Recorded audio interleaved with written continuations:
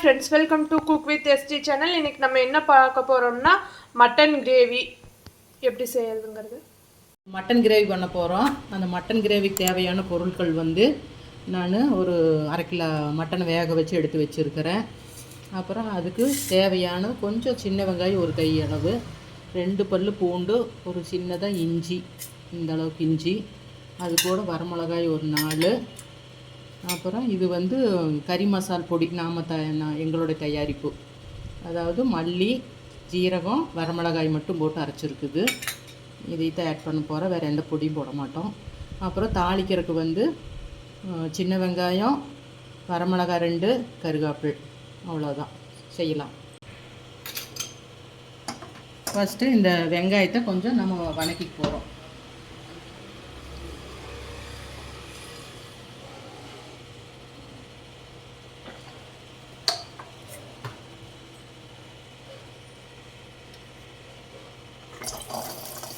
இது நல்லா வணங்கணும்.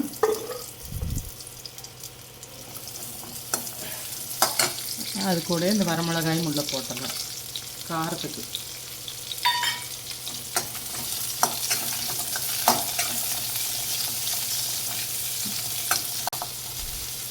அடுத்து நல்லா வணங்கணும் சின்ன வெங்காயம்.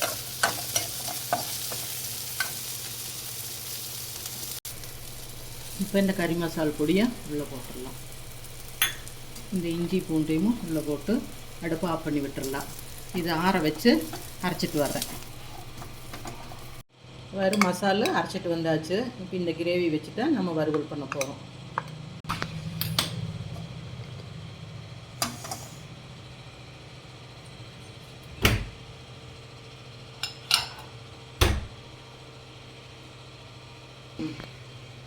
ஆயில் கொஞ்சம் ஊற்றிக்கலாம்.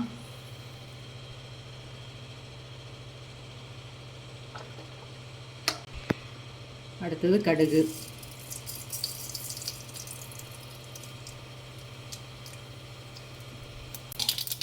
வெங்காயம், மிளகாயும் கருவேப்பிலை போட்டு நல்லா வதக்கிடலாம்.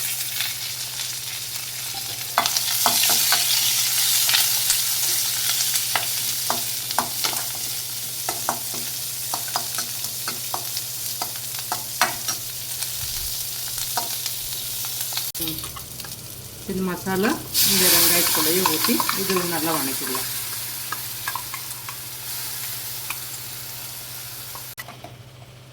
இப்படி இந்த பச்சை வாசம் போகிற வரைக்கும் இதை கொஞ்சம் நல்லா வதக்கி விடணும். இதுக்களவு இப்போ உப்பு போடணும். ஏற்கனவே கறிக்கு போட்டு வெந்திருக்குது. இப்போ இதுக்களவாக போடுறோம் உப்பு, மசாலா கலவாக. இப்போ இந்த கறி வந்து மஞ்சத்தூளும் உப்பும் போட்டு நல்ல ஒரு 4 விசில் விட்டு எடுத்து வச்சுருக்கிறேன். இப்போ இதை வந்து இந்த மசால் கூட நம்ம இதை அப்படியே ஊற்றி மிக்ஸ் பண்ணிக்கலாம்.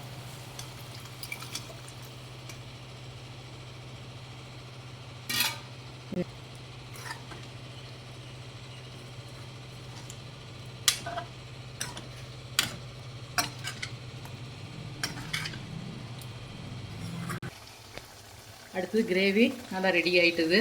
கொஞ்சமாக பெப்பர் போட்டுக்கலாம்.